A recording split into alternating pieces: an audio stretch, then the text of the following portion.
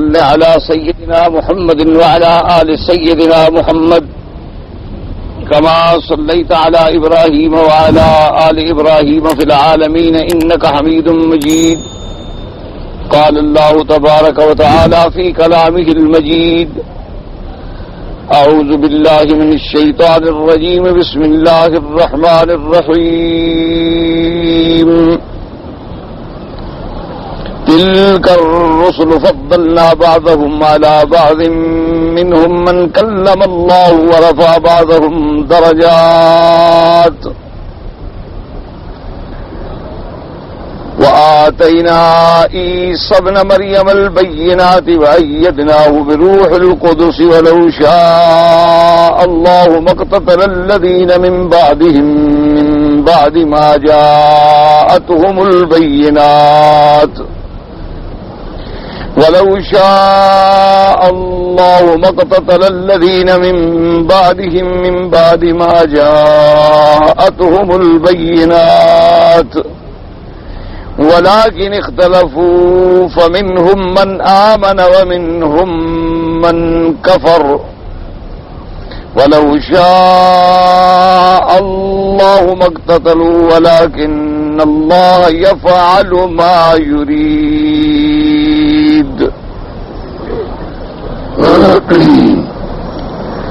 اب ان آیات مبارکہ میں اللہ تبارک و تعالی نے اس بات رسالت حضور صلی اللہ علیہ وسلم اور اس کے بعد آپ کی فضیلت اور عظمت کا ذکر فرمایا ہے.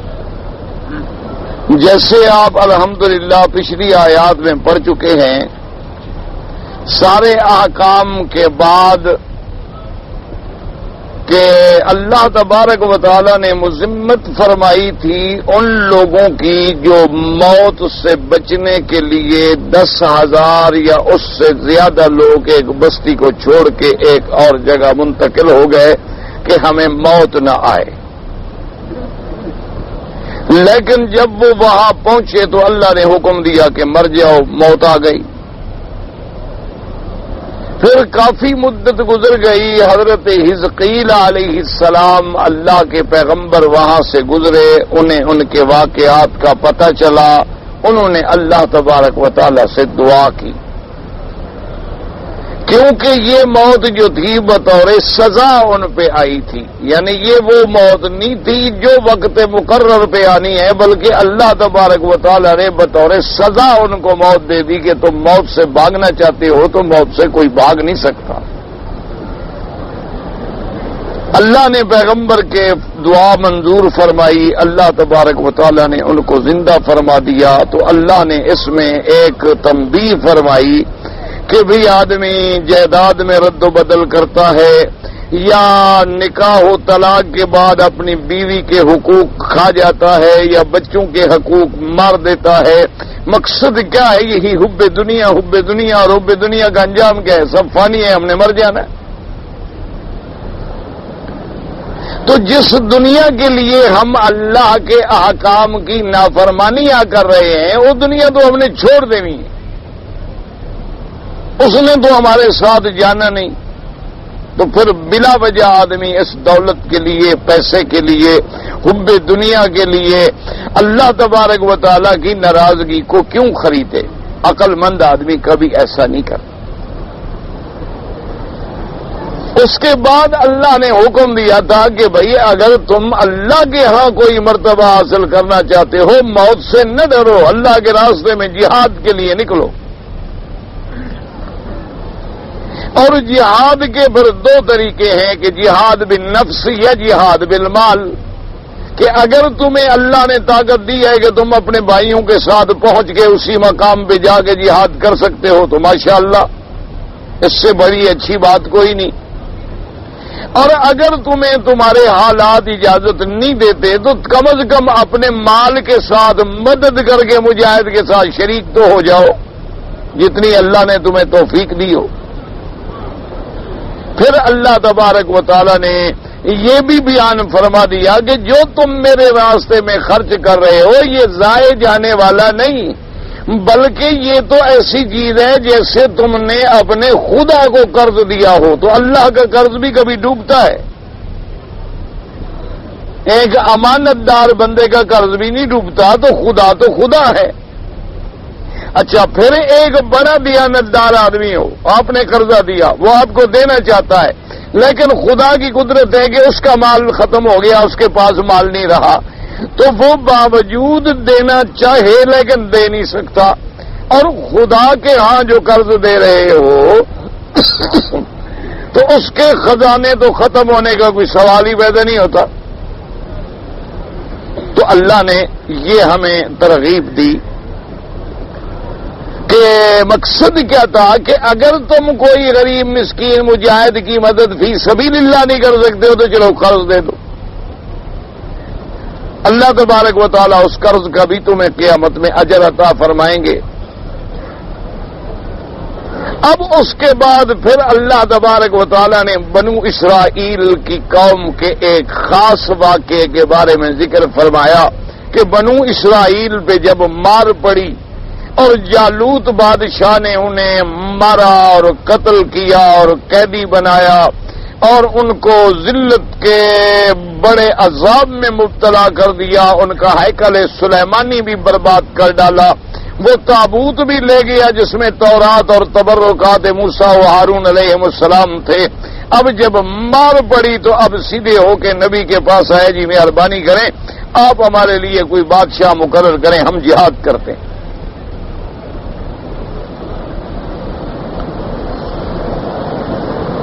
اب جب اللہ کے نبی کے پاس آ گئے, چونکہ میں نے بتا دیا تھا خلاصہ درس آپ اچھی طرح الحمدللہ پڑھ چکے سن چکے ہیں کہ بنو اسرائیل پہ بڑے ادوار گزرے ہیں, اور جیسے جیسے کبھی عیسائیت کو موقع ملا انہوں نے یہودیت کو کچل ڈالا, جب یہودیت کو موقع ملا انہوں نے عیسائیت کو کچل ڈالا. کسی نے عدل و انصاف سے کام نہیں لیا.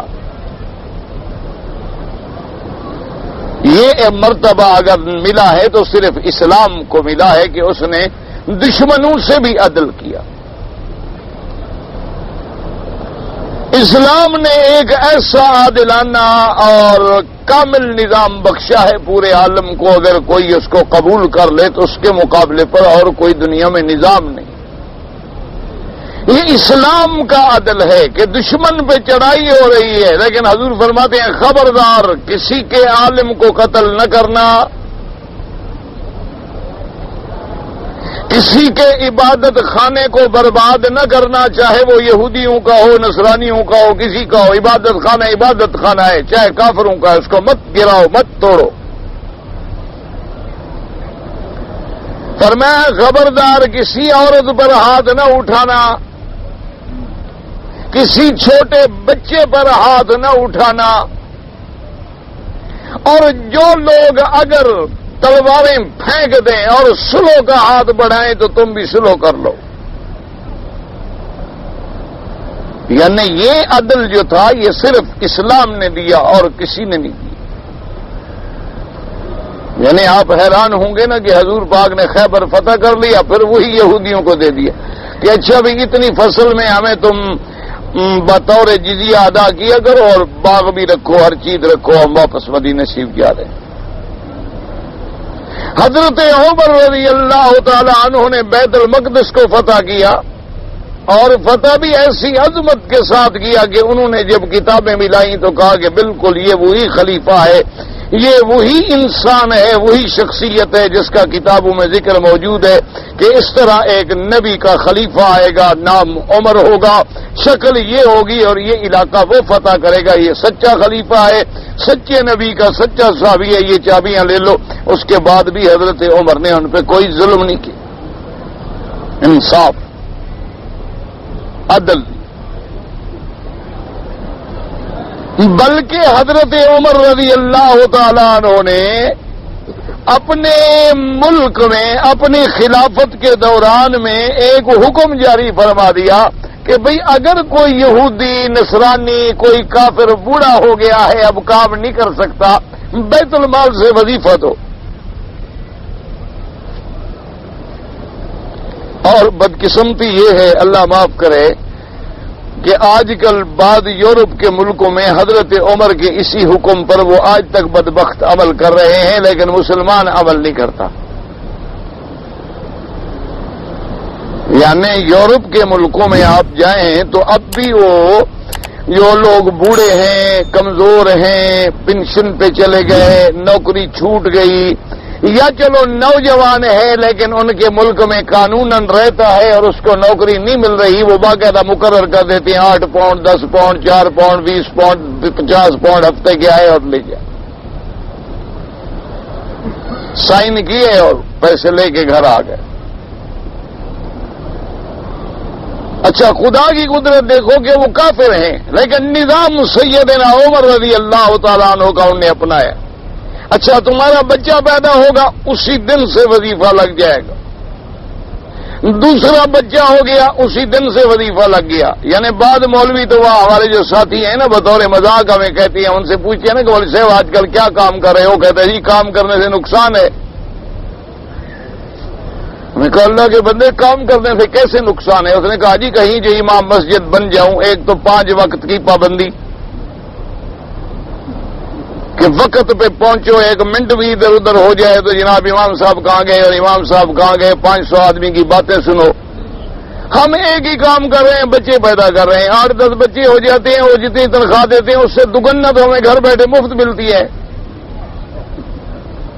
انہوں نے کہا ہم نے تو بس آج کل یہی کام کیا ہے کہ بچے پیدا کرنے پہ زور دو، زیادہ بچے کو پیدا کرو، حضور کی امت بھی بڑھاؤ اور یاد وظیفہ بھی زیادہ ملتا ہے۔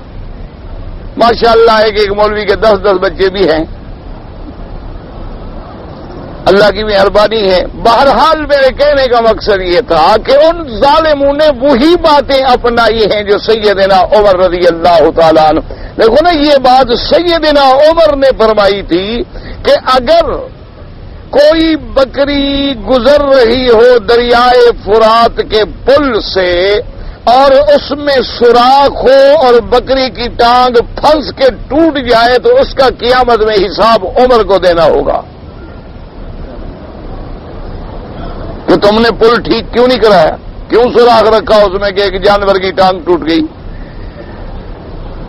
اور فرمایا کہ میری پوری مملکت میں اگر کتا بھی کہیں بھوکا مر گیا تو اس کا بھی مجھے حساب دینا ہوگا کہ جاندار چیز تھی کیوں بھوکی مر گئی۔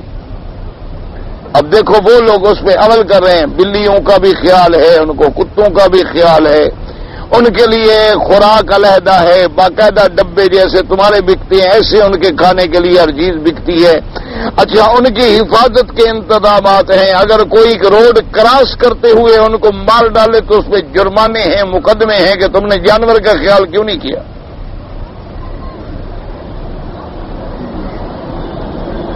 تو یہ ساری چیزیں جو تھیں، عدل جو تھا اسلام میں تھا، لیکن نہ عیسائیوں میں تھا نہ یہودیوں میں تھا۔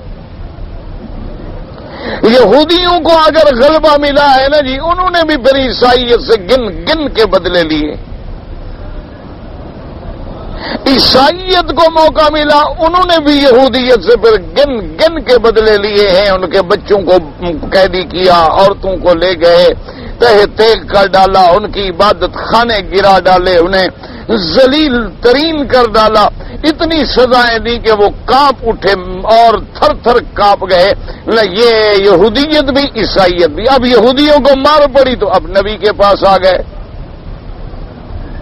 اللہ کے نبی نے اللہ کے حکم سے حضرت طالوت کو ان کا بادشاہ مقرر کر دیا، جیسے آپ پڑھ چکے۔ جب طالوت کو بادشاہ مقرر کیا گیا اب قوم پھر اکڑ گئی کہ جی یہ غریب آدمی ہے۔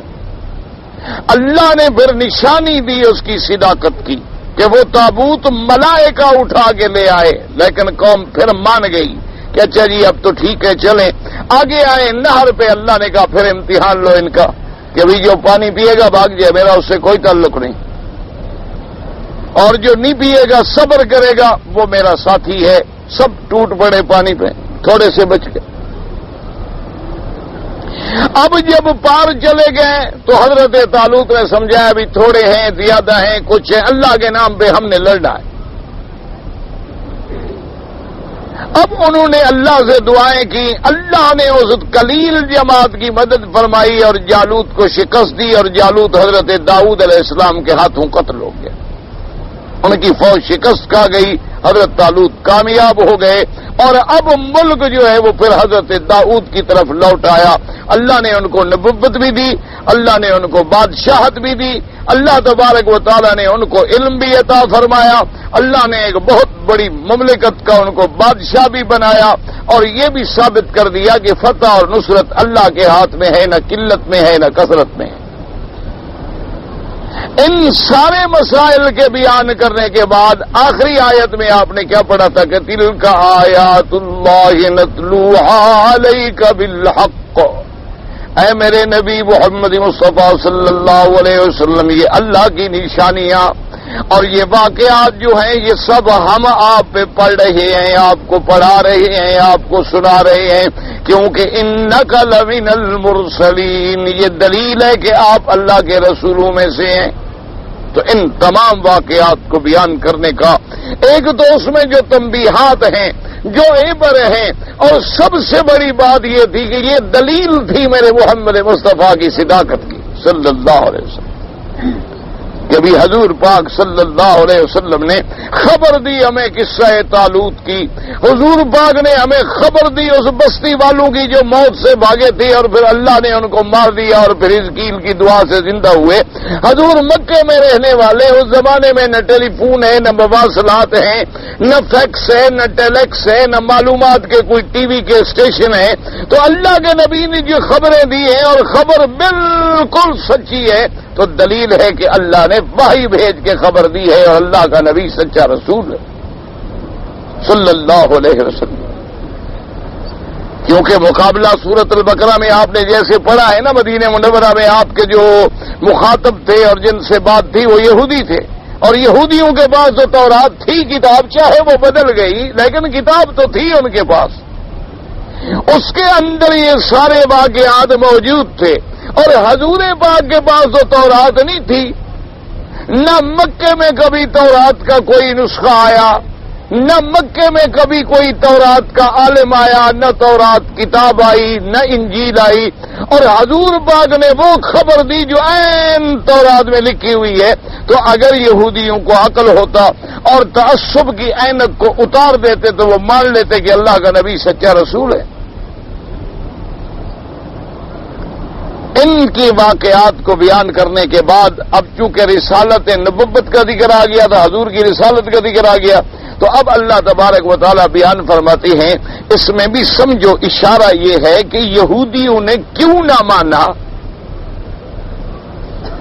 بھئی یہودی تو پڑھی لکھی قوم تھی، ان کے پاس اللہ کی کتاب تھی، وہ تورات کا ماننے والوں کا دعویٰ کرتے تھے، اور تورات کے اندر یہ سارے واقعات لکھے تھے، اور تورات کے اندر میرے آقا محمد مدنی صلی اللہ علیہ وسلم کی نبوت، رسالت، ساری نشانیاں اتنی واضح موجود تھی کہ ذرا بھی کوئی آدمی غور کرے تو فوراً سمجھ آ جائے۔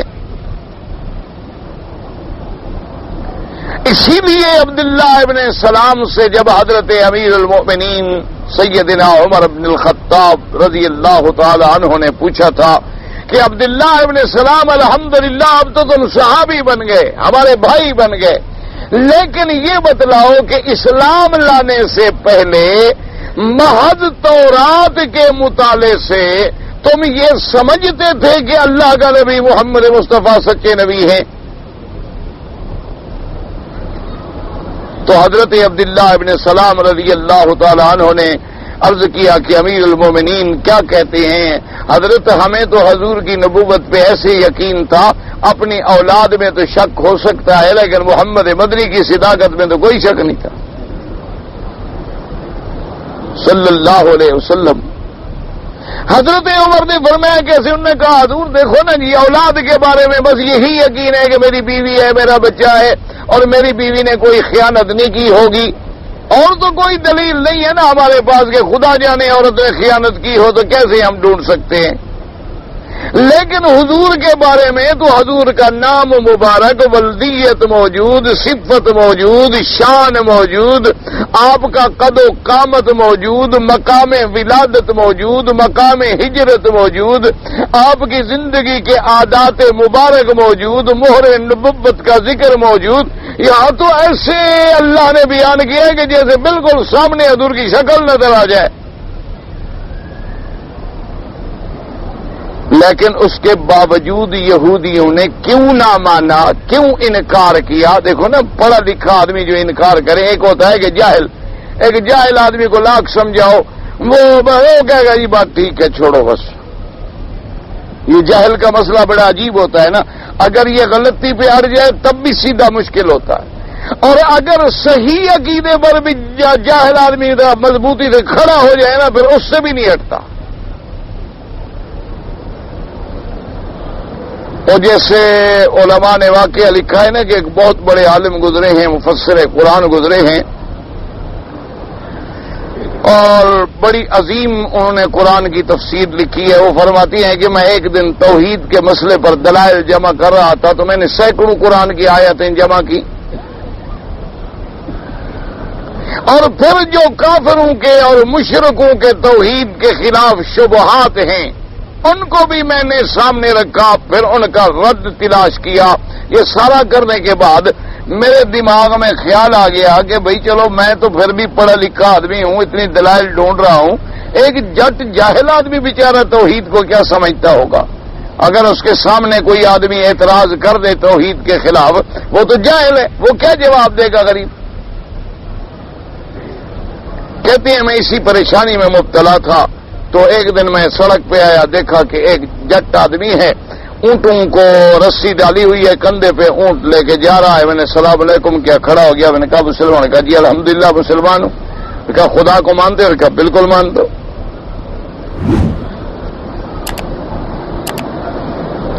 میں نے کہا اچھا مانتے ہو تو یہ بتاؤ خدا ایک ہے یا دو ہیں؟ اس نے کہا ایک. میں نے کہا اچھا دلیل دو کہ خدا ایک جو ہے کوئی دلیل. اس نے جناب رسی اتاری اور ڈنڈا پکڑا. کہتا اچھا خدا پہ دلیل مانگتے؟ ابھی بتاتا ہوں تمہیں. حضرت فرماتے ہیں کہ میں آگے وہ پیچھے. انہوں نے کہا ابھی تمہیں دلیل دیتا ہوں، ڈنڈا مار کے تمہیں دو ٹکڑے کرتا ہوں.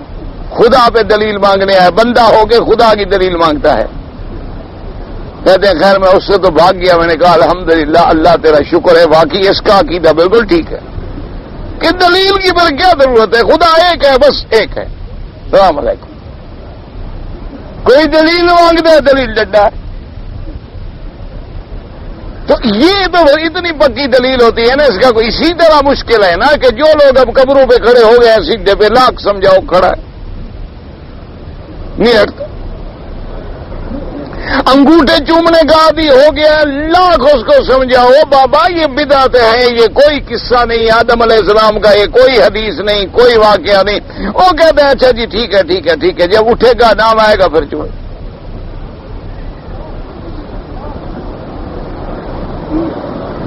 جو مرضی آئے کر لو. جہاں یعنی جاہل آدمی کا مشکل ہوتی ہے بڑی، جہاں کھڑا ہو جائے نا جی پھر اس سے ہٹنا جو ہے بڑا اس کا مشکل ہو جاتا ہے. اب یہ اللہ کی مہربانی کے سیدھے راستے پہ کھڑا ہو گیا تو الحمدللہ، لیکن اگر غلط راستے پہ آ گیا تو پھر بھی خطرہ. میں نے آپ کو بتایا تھا نا ایک دفعہ ایک عیسائی بڑا چیلنج کرتا تھا حضرت عیسیٰ علیہ السلام کے مسئلے پر، تو مناظرے کا چیلنج کیا، علماء ابھی نہیں پہنچے. ایک آدمی وہ بیچ رہا تھا اپنے پکوڑے شکوڑے اور آلو چھولے اور ایسے بیچ رہا تھا. وہ جناب مجمع کو چیرتا ہوا آگے آیا. اس نے کہا پادری صاحب مولوی تو بعد میں آئیں گے، مناظرہ شناظرہ کریں گے تمہارے ساتھ، لیکن بتلاؤ تو صحیح تم کیا کہتے ہو، ہمیں بھی تو سمجھاؤ. ہم تو یہاں آلو بیچتے ہیں، آلو چھولے بیچتے ہیں، غریب آدمی، ہمیں بھی تو کوئی بات سمجھو. سے کہا میری تقریر سے موتقد ہو گیا. اس نے کہا بس میں تو یہی کہتا ہوں کہ عیسیٰ علیہ السلام جو ہے اللہ کا بیٹا ہے. اس نے کہا اچھا مجھے یہ بتلائیں کہ اللہ میاں کا بیٹا ایک ہے یا کوئی اور بھی ہے. انہوں نے کہا نہیں نہیں نہیں لا حول ولا قوت الا باللہ، خدا کا بس ایک بیٹا ہے عیسیٰ. انہوں نے کہا یار پادری صاحب تمہارا دماغ خراب ہے، میں چھولے بیچتا ہوں میرے 10 ہیں، خدا کا ایک ہے، ایسے کمزور خدا کو میں مانتا بھی نہیں. میں خدا سے زور والا ہوا، میرے 10 بیٹے ہیں۔ اچھا تمہارا خدا ہے جس کا صرف ایک بیٹا ہے، اس کے پاس السلام علیکم ختم ہو گیا، وہ عالم آنے سے پہلے بھاگ گیا، ان کے مناظرے سے پہلے بھاگ گیا کہ اب اس کا کیا جواب دے؟ اس نے کہا عجیب خدا ہے جس کا ایک بیٹا ہے، اتنا کمزور خدا، میں چھولے بیچ کے 10 پیدا کر چکا ہوں، ایسا کمزور خدا میں کیوں مانوں؟ اب اس کے بعد بتلائیں کیا جواب تھا، حالانکہ بالکل وہ جاہلانہ بات، تو بالکل جاہلانہ ہے، اللہ معاف کرے، یعنی خدا تو ایک سے بھی پاک ہے، لاکھوں سے بھی پاک ہے، خدا تو ہر صفت نقصان سے بھی پاک ہے، ہر صفت عجز سے بھی پاک ہے، لیکن اس کے عقل کے مطابق جب بات ہوئی تو بات بالکل اس کے دماغ میں آ گئی، سمجھ آ گئی۔ اسی طرح جب یہ ابو الفضل اور فیضی کا دور تھا نا جی، شیعت کا بڑا زبردست دور تھا، اور یہ شہنشاہ اکبر کے زمانے میں یہ بڑے چھائے ہوئے تھے، اور کسی سنی مولوی کو وہاں پر مارنے کی طاقت نہیں ہوتی تھی، تو ایک ملا 2 پیادہ تھے، وہ اکثر مذاق کرتے تھے، بادشاہ ان کو اس لیے ساتھ رکھتا تھا کہ وہ کبھی کبھی مذاق سنا دیتے، بادشاہ خوش ہو جائے۔ بادشاہوں کے پاس ہر قسم کے آدمی ہوتے ہیں نا، عالم بھی ہوتے ہیں، جاہل بھی ہوتے ہیں، مذاہبی بھی ہوتے ہیں۔ تو ایک دن انہوں نے سوچا کہ بھی آج ہم بادشاہ کو مسئلہ جو ہے نا اہل بیت کا اور مسئلہ جو ہمارا عقیدہ ہے آج ہم سمجھائیں گے، لیکن کوئی حالات ایسے پیدا کرو، یہ ملا جب آ جاتے ہیں نا 2 پیادی گڑبڑ کر دیتا ہے، وہ کوئی نہ کوئی مذاق کر دیتا نا، تو بادشاہ ہنس پڑتا، بات ختم ہو جاتی۔ ایسے حالات پیدا کرو کہ بادشاہ سے اکیلی ہماری میٹنگ ہو، اس میں یہ نہ آئے۔ انہوں نے بادشاہ سے کہا جی ہم آپ سے بڑی علمی بات کرنا چاہتے ہیں، اور یہ ملا 2 پیادہ جاہل آدمی ہے، آپ نے اس کو منہ لگا رکھا ہے، یہ آ کے کوئی نہ کوئی ایسی مذاق کی بات کر دیتا ہے، تو ہمارا وہ علمی موضوع سارا کا سارا ختم ہو جاتا ہے، دھرا رہ جاتا ہے۔ مہربانی کریں آپ اس کو پابندی لگائیں، یہ نہ آئے، اگر آئے تو بات نہ کرے۔ بادشاہ نے کہا دیکھو وہ بھی تو ایک مجلس کا ساتھی ہے، ہم اس کو پابند کر دیتے ہیں، وہ بولے گا نہیں۔ انہوں نے کہا بھئی بات سن لی ملا صاحب؟ انہوں نے کہا کیا؟ انہوں نے کہا کل ہماری میٹنگ ہے فلاں ٹائم میں، اور انہوں نے علمی بات کرنی ہے، تم ہمارے پرانے ساتھی ہو، تمہیں ہم منع تو نہیں کرتے کہ مجلس میں نہ ہو، لیکن خبردار بولنا بالکل نہیں۔ اس نے کہا جی بالکل نہیں۔ انہوں نے کہا جی حاضر بادشاہ کا حکم ہے، ہم نہیں بولیں گے۔ اب دوسرے دن جب مجلس کا وقت آیا نا جی، تو اس نے کیا کیا، بادشاہ کی دربار میں تو آ گیا، اور بڑے آرام سے اپنے جوتے جو تھے نا ان کو کپڑے میں اوڑھ کے سر پہ رکھ کے اوپر پگڑی باندھ، ملا صاحب آگے بیٹھ گئے۔ اب وہ فیضی دیکھے، ابو الفضل دیکھے، بادشاہ دیکھے، یہ کیا کارٹون بنا ہوا ہے، تماشا ہے، سر کے اوپر کیا بلا ہے باندھی ہوئی ہے۔ آخر وہ بادشاہ چپ نہ رہ سکا، اس نے کہا کہ مولا صاحب یہ کیا بلا ہے سر پہ؟ اس نے کہا حضرت جوتے ہیں اور کچھ نہیں، جوتے باندھے ہوئے۔ نے کہا بڑے بدتہذیب ہو، جوتے سر پہ تم نے باندھے ہوئے۔ کہا جی کیا کریں، حضور کے زمانے میں جوتے کسی شیعہ نے چرا لیے تھے، آج پھر سارے شیعہ آپ کی مجلس میں کٹے ہیں، میں نے اپنے جوتے احتیاط سے رکھ لیے ہیں کہ میرے جوتے نہ چوری ہو جائیں۔ وہ جو بیٹھے اس کو حضور کے زمانے میں شیعہ کہاں تھے؟ کہا جی پھر میں جاہل آدمی، شاید ابو بکر کا زمانہ ہوگا۔ اس نے کہا بدبخت ابو بکر کے زمانے میں شیعہ کہاں تھے؟ اس نے کہا یار میں پڑھا لکھا تو ہونی ہوں، تو صرف ملا ہی نا، عمر کا زمانہ ہوگا، عمر کے زمانے میں کہا۔ تو اس نے کہا پر تم کہاں سے نکلے ہو بدبخت ہو؟ حضور کے زمانے میں بھی تم نہیں تھے، ابو بکر کے زمانے میں بھی نہیں تھے، عمر کے زمانے میں بھی نہیں تھے، ہمارے گلے میں مصیبت کہاں سے آ گئے ہو؟ مسئلہ ہی ختم ہو گیا، اب کیا تقریر کریں وہ بادشاہ کو؟ انہوں نے کہا جی بس مسئلہ سمجھ آ گیا، ہم السلام علیکم ہم جا رہے ہیں۔ انہوں نے کہا دیکھو میں نے تو بات نہیں کی نا، بادشاہ سلامت نے خود بات کی، ورنہ میں تو چپ رہا۔ تو اس لیے جاہل آدمی بھی کبھی ایسی ایسی باتیں کہہ جاتے ہیں جو بڑے سے بڑا مولوی بھی نہیں کہہ سکتے، بڑے سے بڑے آدمی کے عقل میں کیوں؟ اگلا آدمی جو اس قسم کی بات کرنے والا ہے تو اس کے مزاج کے مطابق جب تک اس کے سر پہ ڈنڈا نہ مارے بات سمجھ ہی نہیں آتی، اور ڈنڈا تو جاہل مار سکتا ہے، پڑھا لکھا آدمی تو بری بات نہیں کہہ سکتا۔ تو اس لیے اب جب مقابلہ تھا یہودیوں کے ساتھ تو علمی بات تھی. اب علمی طور پر تو ساری دلائل میرے مدنی کے حق میں تھے، تورات حق میں، انجیل حق میں، حضور کی نشانیاں، حضور کے معجزات، حضور کا مکے میں پیدا ہونا، مدینے کی طرف ہجرت فرمانا، صدقہ نہ کھانا، ہدیہ قبول فرمانا، دو کندھوں کے درمیان میں مہر نبوت کا ہونا، حضور کا چلنا ایسے معلوم ہوتا تھا کہ جیسے اوپر سے آپ نیچے آ رہے ہیں، اور پھر حضور کا معجزہ کہ 1,00,000 آدمی بھی کھڑا کرو تو سب سے زیادہ اونچے حضور نظر آتے تھے. اتنے بڑے واضح معجزات صلی اللہ علیہ وسلم. اور لعاب ڈال دے تو کنویں میٹھے ہو جائیں. حضور صلی اللہ علیہ وآلہ وسلم کے بدن مبارک سے کوئی چیز بھی نکلی ہے، ابھی نے ایک دفعہ حضور نے فرما دیا تو اللہ نے اسی کو اس سے جہنم سے بچنے کا ذریعہ بنا لیا. تو اتنی نعمتیں لے کر یہودی کیوں نہ مانے؟ اس اللہ نے ان آیات میں بیان فرمایا اور یہودیت کا رد بھی بیان فرمایا. یعنی اس بات رسالت بھی ہے، فضیلت رسالت بھی ہے، اور رد علی المنکرین المکذبین پر بھی ہے کہ اے یہودیو وہ کیوں نہیں مانتے تھے؟ وجہ یہ تھی وہ کہتے تھے کہ اللہ نے ہماری بنی اسرائیل قوم کو بنایا تھا افضل. پہلے نبوت تھی ہمارے خاندان میں، اب نبوت ہمارے خاندان سے گئی ہے نکل. اگر ہم حضور کا کلمہ پڑھ لیں پھر تو ہم نے مان لیا کہ حضور افضل ہے، پھر ہماری فضیلت تو ختم ہو گئی نا. کیونکہ اللہ نے ہمیں بنایا تھا کہ انی فضلتکم علی العالمین، کہ اے بنو اسرائیل میں نے تمہیں عالمین پہ فضیلت دی ہے، عالم انس و جن پہ فضیلت دی ہے. اب اللہ نے نبوت دے دی ولد اسماعیل میں، انتقلت النبوت من ولد اسرائیل الی ولد اسماعیل. اور جو مدینہ منورہ کے ارد گرد حوالی آباد تھے کہ اگر ہم کلمہ پڑھ لیتے ہیں تو پھر تو سارا عرب 1 منٹ میں مسلمان ہو جائے گا. وہ کہیں گے یہ پڑھے لکھے لوگ سارے مسلمان ہو گئے تو اللہ نبی سچا ہے، لہٰذا ہم کلمہ نہیں پڑھیں گے تو لوگ رکے رہیں گے. ایک حسد تھا دل میں کہ محمد عربی کی شان افضلیت جو ہے وہ نہ ماننی پڑے. اس کا میرے اللہ نے ان آیات مبارکہ میں اس بات رسالت محمد مصطفیٰ صلی اللہ علیہ وسلم، فضیلت اور عظمت شان محمد مصطفیٰ صلی اللہ علیہ وسلم، اور رد علی المنکرین والمعرضین عن رسالت النبی صلی اللہ علیہ وسلم، کہ ان کا رد بھی ہے جنہوں نے اعراض کیا، انکار کیا اور میرے سرکار کی نبوت و رسالت پر ایمان نہ لے آئے. اس لیے اللہ نے فرمایا تلک الرسل فضلنا بعضهم علی بعض.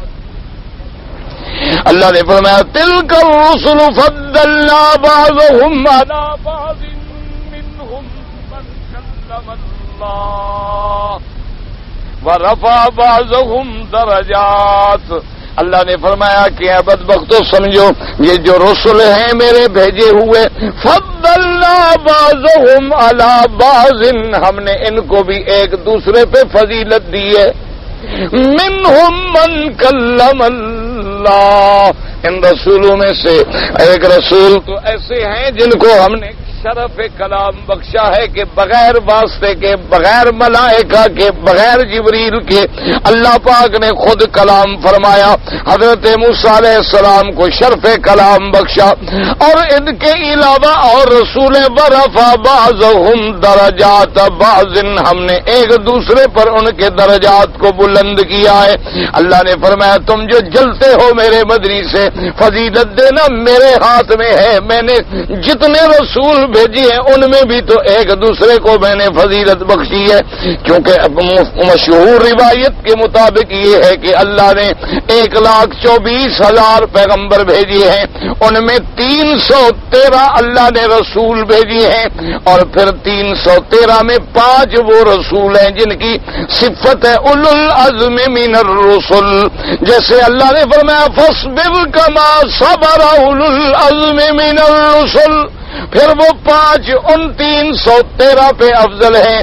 پھر سب سے افضل، سب سے اکمل، سب سے اجمل اور سب کے سردار، سب کے امام کون ہے؟ حضرت محمد الرسول اللہ صلی اللہ علیہ وسلم.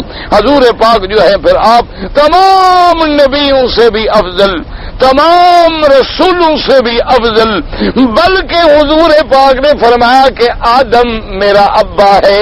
اب باعتبار ظاہری قاعدے کے تو باپ بیٹے سے افضل ہوتا ہے، لیکن حضور نے فرمایا نہ، اللہ نے میری شان اتنی بلند کر دی ہے کہ قیامت والے دن میرے پرچم شفاعت کے نیچے آدم کھڑے ہوں گے. یعنی ہیں تو میرے ابا لیکن ہوں گے میرے پرچم کے. فرمایا ابراہیم علیہ السلام میرے ابا ہیں، جد امجد ہیں، حضور ولد اسماعیل سے ہیں نا علیہم الصلوۃ والتسلیم. لیکن فرمایا اللہ نے میری عظمت ایسی بنائی ہے کہ قیامت والے دن ابراہیم بھی میرے پرچم کے نیچے کھڑے ہوں گے. اس لیے حضور پاک نے فرمایا کہ سب سے پہلے بھی میں ہوں اور سب سے آخر میں بھی میں ہوں. آپ نے فرمایا اسی طرح فرمایا اپنی امت کو کہ نحن الاولون ونحن الاخرون. آپ نے فرمایا کہ میری امت جو ہے سب سے اول بھی میری امت، سب سے آخر بھی میری امت. اسی طرح آپ نے فرمایا سب سے اول بھی میں ہوں، سب سے آخر بھی میں ہوں. لیکن یاد رکھو بعض ہمارے بھائیوں کو اللہ بہتر جانے غلط فہمی لگ گئی، یا محبت کے دریا میں غوطہ لگا تو بہہ گئے. بعض اوقات یہ بھی تو ہوتا ہے نا، انسان محبت میں بھی تو غلطیاں کرتا ہے. یہ ضروری نہیں ہوتی کہ ہمیشہ ہر غلطی دشمنی میں کی جائے. کبھی کبھی آدمی محبت میں بھی بہ جاتا ہے، پھر سنبھال نہیں پاتا اپنے آپ کو. جب حضور نے فرمایا کہ اول بھی میں ہوں اور آخر بھی میں ہوں، تو بعض حضرات یا تھوڑا سا ان کے قدموں میں لغزش آ گئی. وہ یہ سمجھ بیٹھے کہ هو الاول والآخر، جو اللہ کی صفت تھی وہی صفت نبی میں آ گئی ہے. اس لیے اللہ معاف کرے حضور صلی اللہ علیہ وسلم کو مقام ربوبیت پہ لے گئے، مقام الوہیت پہ لے گئے. حالانکہ حضور نے کتنی وضاحت فرما دی. ایک جگہ فرمایا کہ اول بھی میں ہوں اور آخر بھی میں ہوں، دوسری جگہ وضاحت کر دی کہ میری امت اول بھی ہے اور آخر بھی ہے. تو اب اگر اولیت سے مراد نعوذ باللہ وہ خدا کی اولیت ہے، پھر تو ساری امت اول ہو گئی. اس لیے اور پھر اس کی وضاحت کر دی. صحابہ نے کہا حضور ہمیں سمجھ نہیں آیا کہ اول آخر ہم کیسے ہیں. آپ نے فرمایا کہ اول ہم اس اعتبار سے ہیں کہ سب سے پہلے تمام امتیں جب کھڑی ہوں گی تو سب سے پہلے میری امت کو جنت میں داخلہ ملے گا. تو فرمایا کہ اول ہم ہو گئے باعتبار دخول جنت کے، اور آخر ہم ہو گئے بے اعتبار بعثت کے، کہ جب ساری امتیں گزر گئیں، ساری امتوں کے دور گزر گئے، اب انسانیت اپنے معراج کو پہنچ گئی. آپ یہ ذرا غور کریں، دیکھیں کہ حضرت عیسیٰ علیہ السلام سے 600 سال پہلے اور حضرت عیسیٰ علیہ السلام سے 600 سال بعد اب علمی طور پر ہر لحاظ سے انسانیت معراج پہ پہنچ گئی تھی. تو اب اللہ نے اپنا نبی بھی ایسا بھیجا جو ہر لحاظ سے کامل تھا. ورنہ پہلے تو نبی کے بعد نبی آتے گئے نا جی. اب ہر چیز کی انتہا ہو گئی، انسانیت بھی اپنے معراج پہ پہنچ گئی، علم بھی اپنے معراج پہ پہنچ گئے، اور علوم جتنے علوم تھے عمرانی اقتصادی علوم سب اپنی معراج پہ پہنچ گئے. اب جب ہر چیز کی انتہا ہو جائے تو پھر ختم ہو جاتی ہے. اب دنیا کی چونکہ انتہا کا زمانہ آ رہا تھا تو اللہ نے سب سے خاتم الانبیاء، امام الانبیاء والمرسلین، سید الاولین والآخرین صلی اللہ علیہ وعلا آلہ واصحابہ وسلم تسلیما کثیرا کثیرا کو بھیجا. تو آپ نے فرمایا اول ہم اس اعتبار سے ہیں کہ جنت میں ہم سب سے پہلے جائیں گے، لیکن آئے ہم سب سے آخر میں. اور اسی طرح حضور نے فرمایا انا اول من یقرع باب الجنہ. آپ نے فرمایا میں بھی اول اس طرح ہوں کہ سب سے پہلے جنت کا دروازہ میں کھولوں گا، میں کھٹکھٹاؤں گا. اور اس کے بعد فرمایا انا اول شافع و اول مشفع. آپ نے فرمایا سب سے پہلے میں شفاعت کروں گا اور سب سے پہلے میری شفاعت قبول ہوگی. اسی طرح حضور نے فرمایا انا اول من یبعث. سب سے پہلے میں اپنی قبر مبارک سے کھڑا ہوں گا. تو آپ نے فرمایا یہ اولیت اللہ نے مجھے دی ہے. تو اس لیے اللہ نے فرمایا کہ ظالمو تم جو حسد کے بنا پر میرے مدنی پر ایمان نہیں لا رہے ہو اور تم میرے مدنی کی فضیلت سے جو جل رہے ہو، مت جلو، یہ تو میرے ہاتھ میں ہے۔ میں نے رسولوں کو فضیلت دی ہے، میں نے زمانے کو فضیلت دی ہے، میں نے مکان کو فضیلت دی ہے، میں نے انبیاء اور رسولوں کو فضیلت دی ہے۔ اب دیکھیں ساری دنیا کی سرزمین میں اللہ نے اس کعبۃ اللہ کو عظمت دے دی، ورنہ یہ بھی تو ایک زمین ہے۔ لیکن اللہ تبارک و تعالیٰ نے اس بقعہ مبارک کو اتنی عزت دی، اتنی عظمت دی کہ اللہ کے نبی نے فرمایا قسم کھا کے واللہ انک لخیر ارض اللہ، اللہ کے نبی نے فرمایا مجھے اللہ کی قسم ہے سرزمین کعبہ ساری دنیا کی زمینوں سے بہتر جگہ تو، اللہ نے فضیلت دے دی۔ پھر اللہ نے دیکھو میرے مدنی پاک کے مدینے کو فضیلت دی، مسجد نبوی کو فضیلت دی، مسجد اقصی کو فضیلت دی، اسی طرح اللہ تبارک و تعالیٰ نے اور مقامات کو بھی عظمت بخشی۔ اچھا زمانوں میں دیکھو اللہ نے جمعہ کو فضیلت دی، اللہ تبارک و تعالیٰ نے اشہر حرم کو فضیلت دی، اللہ تبارک و تعالیٰ نے عشرہ ذی الحجہ کو فضیلت دی، اللہ نے یوم عرفہ کو فضیلت دی، اللہ تبارک و تعالیٰ نے لیلۃ القدر کو فضیلت دی، اللہ پاک نے رمضان المبارک کے مہینے کو فضیلت دی۔ تو اللہ نے فرمایا یہ تو میرے ہاتھ میں ہے، میں چاہتا ہوں تو دنوں کو فضیلت دیتا ہوں، میں چاہتا ہوں تو مکانوں میں فضیلت دیتا ہوں، اور میں چاہتا ہوں تو پھر انسانوں میں اپنے رسولوں میں بھی فضیلت دیتا ہوں۔ تلک الرسل فضلنا بعضهم علی بعض، اسی طرح میرے آقا سرکار مدینہ صلی اللہ علیہ وسلم، اللہ کے کروڑوں صلوات و سلام، آپ نے فرمایا فضلت، آپ نے فرمایا کہ اللہ پاک نے مجھے فضیلت دی ہے، 6 چیزیں مجھے ایسی ملی ہیں کہ کسی نبی کو نہیں ملی ہیں۔ حضور صلی اللہ علیہ وسلم سے پوچھا گیا کہ یا رسول اللہ صلی اللہ علیہ وسلم وہ کیا چیزیں ہیں؟ فرمایا تو اوتیت جوامع الکلم، آپ نے فرمایا اللہ نے مجھے جوامع الکلم عطا فرمائے ہیں کہ ایک ایسا کلمہ کہ جس کے اندر معانی کے دریا بہ رہے ہوں، وہ تو اختصار میں لیکن دریا بہ رہے ہوں معانی۔ اور فرمایا اسی طرح یاد رکھو کہ اللہ تبارک و تعالیٰ نے مجھے اتنی عظمت دی ہے کہ نصرت بالرعب مسیرت شہر، کہ اگر میں 1 مہینے کے فاصلے پر دور ہوتا ہوں اللہ میرا رعب دشمنوں کے دلوں میں ڈال دیتے ہیں، دشمن وہی کانپنا شروع ہو جاتے ہیں۔ اب ابھی 1 مہینے کا فاصلہ جو ہے میں دور ہوتا ہوں، یہ بھی اللہ نے مجھے فضیلت دی ہے۔ اور حضور صلی اللہ علیہ وسلم نے فرمایا اللہ نے یہ بھی فضیلت مجھے دی ہے وحلت لی الغنائم، اللہ نے میری امت کے لیے مال غنیمت جو ہے وہ حلال کر دیا۔ پہلے زمانے میں تھا جہاد کرو جو کچھ ملے پہاڑ پہ رکھ دو، آگ آتی تھی کھا جاتی، اللہ نے میری امت کے لیے غنائم حلال کر دی۔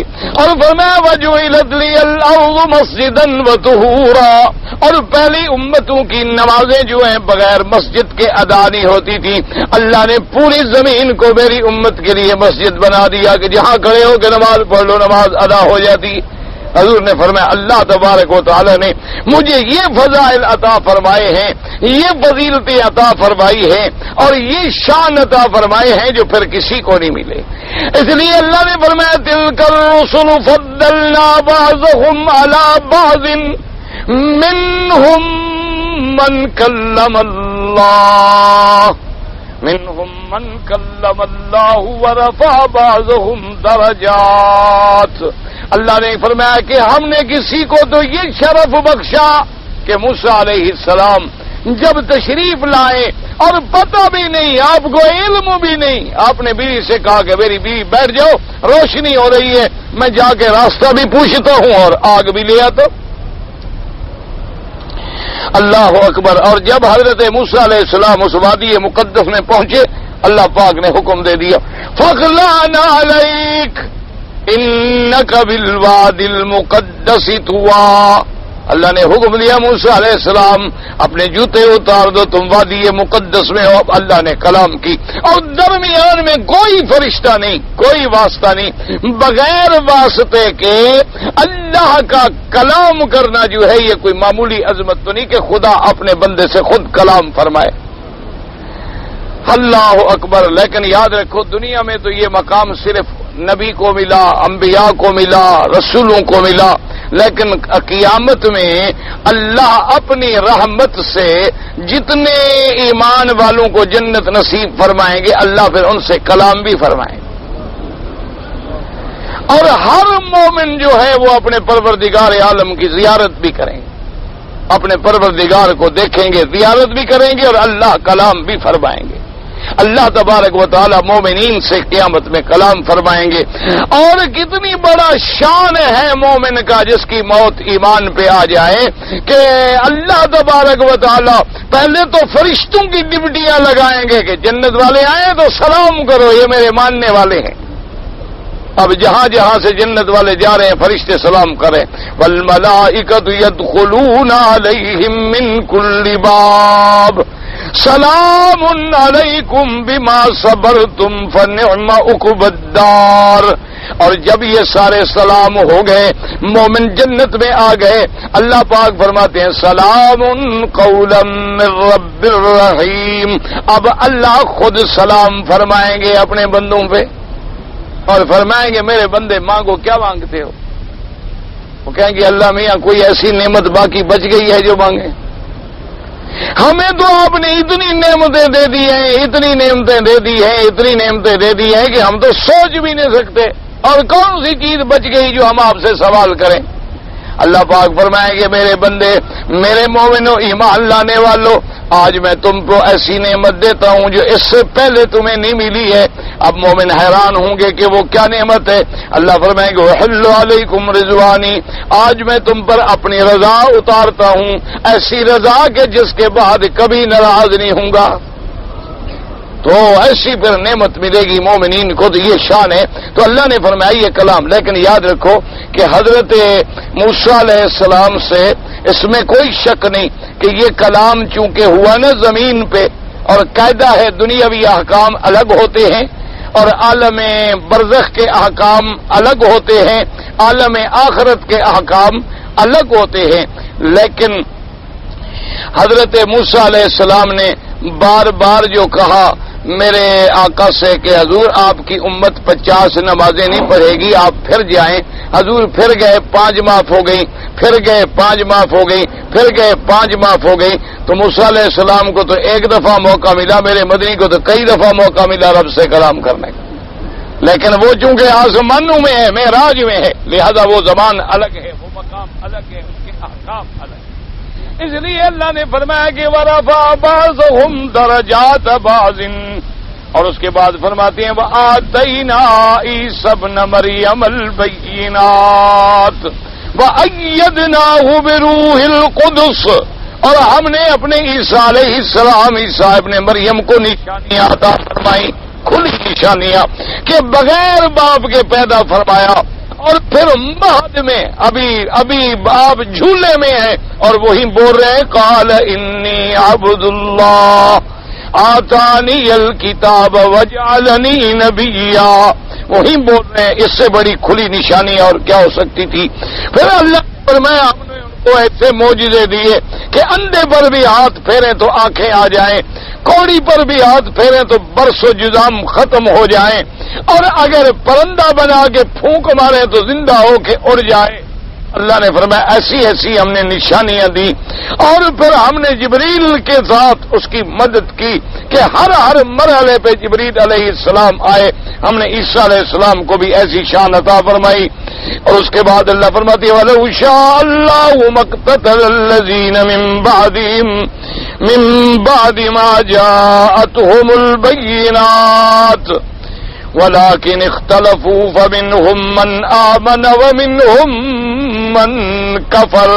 اللہ نے فرمایا کہ اگر اللہ چاہتے تو اتنے کھلے دلائل کے بعد، اتنی آیات و نشانیوں کے بعد وہ لوگ آپس میں قتال نہ کرتے، یہودیت و عیسائیت آپس میں قتال نہ کرتی، وَلَكِنِ اخْتَلَفُوا، لیکن انہوں نے اتنی کھلی نشانیاں دیکھنے کے بعد، انہوں نے معجزات موسیٰ علیہ السلام دیکھنے کے بعد، انہوں نے معجزات عیسیٰ علیہ السلام دیکھنے کے باوجود بھی اختلاف کیا، فمنہم من آمن ومنہم من کفر، ان میں سے کچھ ایسے تھے جو ایمان لے آئے اور کچھ ایسے تھے جنہوں نے انبیاء کا انکار کیا، اللہ کی تکذیب کی۔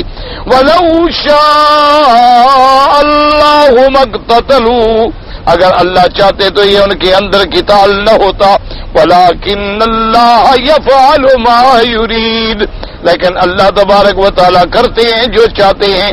ہم تو چاہتے ہیں کہ قتال نہ ہوتا، اختلاف نہ ہوتا، لیکن اللہ کی حکمت ہے، اللہ چاہتے تو نہ ہوتا، اللہ چاہتے تو ساری دنیا ایک راستے پہ ہوتی، اللہ تبارک و تعالیٰ چاہتے تو کوئی آدمی بھی گناہ نہ کرتا، اس کی حکمت ہے، اس کا نظام ہے۔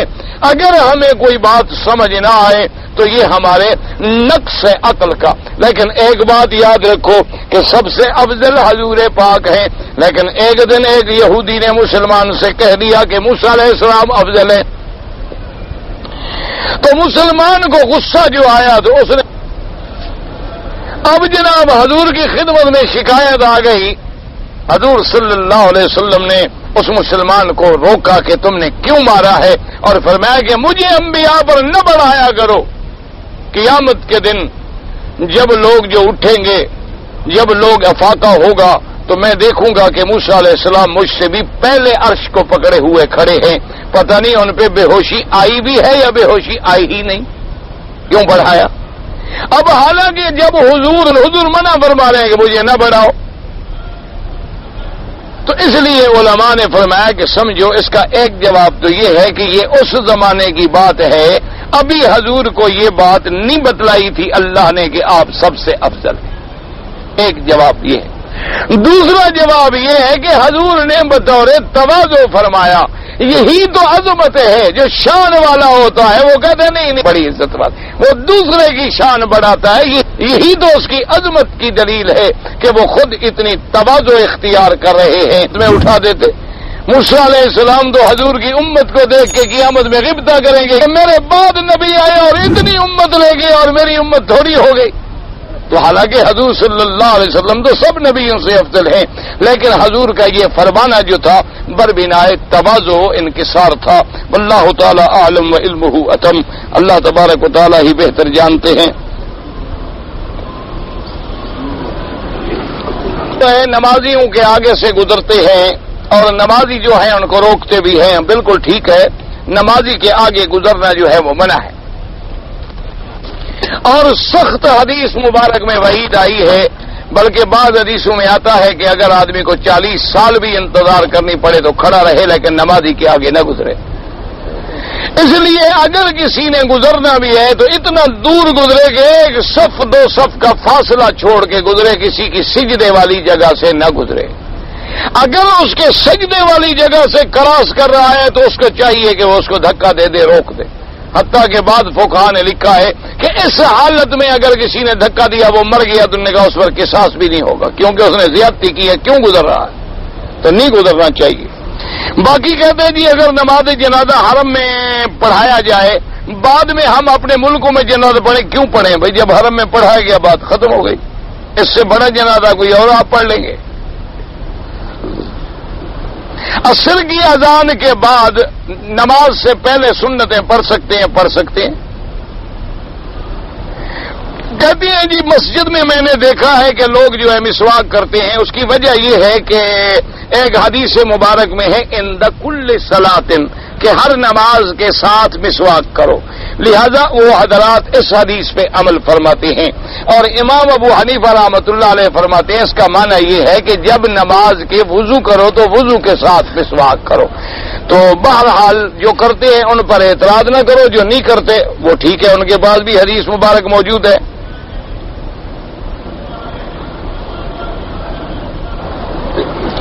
بیٹی بالغ ہوگی تقریباً 10 مہینے سے پہلے، کہنے کتنے مہینے مجھے اجازت ہے،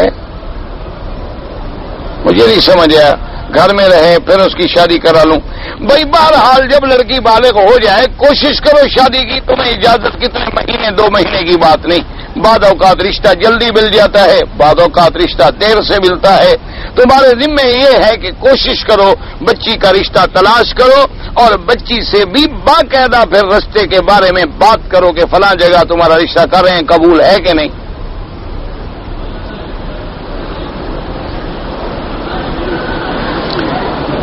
مدینہ منورہ سے آیا ہے اور احرام نہیں باندھا ہے تو اس پر احناف کے نزدیک تو دم ہے۔ حضور کی انگوٹھی مبارک میں کیا لکھا تھا؟ محمد الرسول اللہ، یہ لکھا تھا۔ حضور مہر بھی اسی سے لگاتے تھے۔ کچھ لوگ جو ہے بیٹھ کے نفل پڑھتے ہیں، نماز ہو جاتی ہے۔ ہاں، نفل نماز بیٹھ کے بھی ہو جاتی ہے، لیکن حدیث مبارک میں ہے کہ ان کو آدھا ثواب ملتا ہے، اگر کھڑے ہو کے پڑھیں تو پورا ثواب ملے گا۔ لہذا اگر کوئی بوڑھا ہے، معذور ہے، موٹا ہو گیا، بھاری ہو گیا، کھڑا نہیں ہو سکتا، وہ تو بیٹھ جائے۔ لیکن جو لوگ تندرست ہیں، ایک عادت بن گئی ہے کہ بھئی ہم نے جو وطروں سے پہلے 2 نفل پڑھنی ہے، یہ ضرور بیٹھ کے پڑھنی ہے، یہ غلط بات ہے۔ آدمی کو کھڑے ہو کے پڑھنی چاہیے۔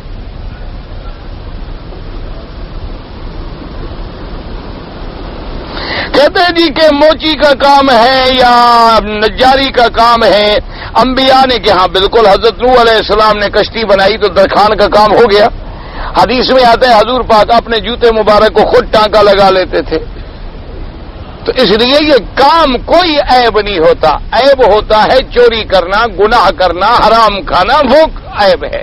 کام تو کام ہے۔ ہاں، یہ علیحدہ بات ہے کہ بھی بعض پیشے حقیر ہوتے ہیں، بعض اچھے ہوتے ہیں۔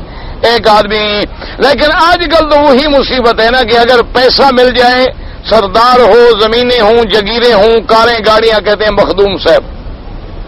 اگر وہ غریب ہو کہتے ہیں کون ہے؟ یہ چھوڑو جی، قریشی ہے، بھیک مانگنے آئے۔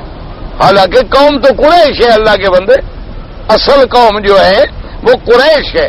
قریش کی شاخ ہے بنو ہاشم۔ حضور صلی اللہ علیہ وسلم بھی قرشی اور ہاشمی ہیں۔ سید ذات نہیں ہوتی، سید تو لقب ہے، سید مانا سردار۔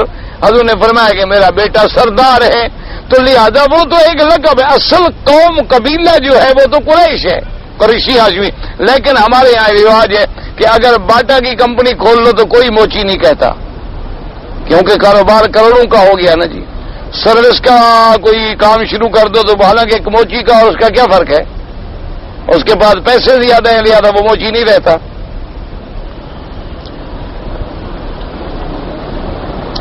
کوئی پیشہ ہے، کوئی ایسی بات نہیں۔ اصل اللہ دیکھتے ہیں تقوی کو۔ اب دیکھو نا، 10 سید آ جائیں جاہل ہوں، ایک موچی قرآن کا حافظ ہو تو امام کون بنے گا؟ تھوڑی بنے گا، سید تو نہیں بنے گا، وہ تو پڑھا ہی نہیں۔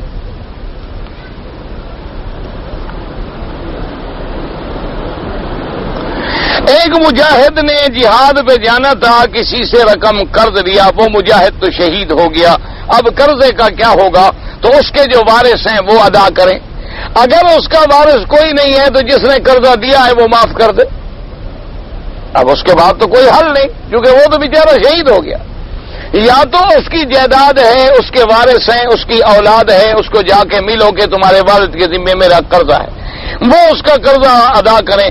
اگر کوئی نہیں کرتا تو بہتر یہ ہے کہ پھر تم معاف کر دو، تاکہ وہ بیچارہ بلا وجہ قبر میں تو نہ پکڑا جائے۔ میری بیوی فوت ہو گئی، اس کی وجہ سے عمرہ حج بالکل کریں، اچھی بات ہے۔ میری والدہ بیمار ہیں، اللہ شفا عطا فرمائیں، ہر بیمار کو شفا عطا فرمائیں۔ مغرب کی نماز کا وقت جب تک شفق رہتی ہے، حضور رمضان میں 11 رکعت پڑھتے تھے، غیر رمضان میں 11 رکعت پڑھتے تھے۔ مجھے تو وہی ہے 8 رکعت کا آتا ہے، 8 رکعتیں تہجد ہو گئی، 3 رکعتیں وتر ہو گیا تو 11 بن گئی۔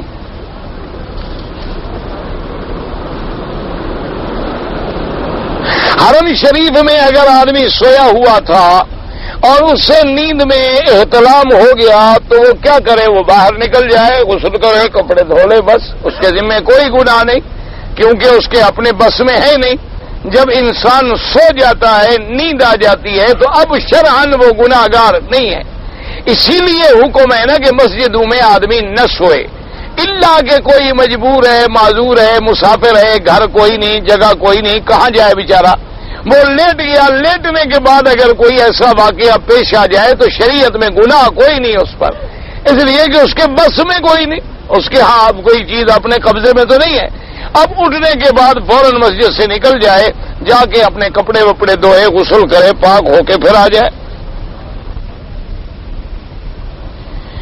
حضور صلی اللہ علیہ وسلم کے لیے میں اگر عمرہ کرنا چاہوں، بہرحال اس میں علماء فرماتے ہیں کہ بھئی کیونکہ حضور کو ہمارے کسی عمرے کی ضرورت نہیں ہے، آپ درود پڑھیں، آپ حضور صلی اللہ علیہ وسلم پر جو اللہ کے رسول نے حکم دیا ہے وہ کریں۔ اور احناف کہتے ہیں کہ جائز ہے کہ آدمی عمرہ کرے، اس کے بعد اللہ سے دعا کرے، عمرہ تو خود کرے لیکن پھر اس کے بعد دعا کرے کہ اس کا ثواب جو ہے حضور صلی اللہ علیہ وسلم کو عطا ہو۔ علماء احناف قائل ہیں لیکن بعض ائمہ اس بات کے قائل نہیں ہیں، وہ کہتے ہیں صرف والدین یا وہ شخص جس نے وصیت کی ہے کہ میری طرف سے عمرہ کیا جائے یا میرا عمرہ کرنا، اس کے لیے، ورنہ کوئی ضروری نہیں ہے۔ واللہ تعالی عالم وعلمہ اتم۔ اللہم صلی علی سیدنا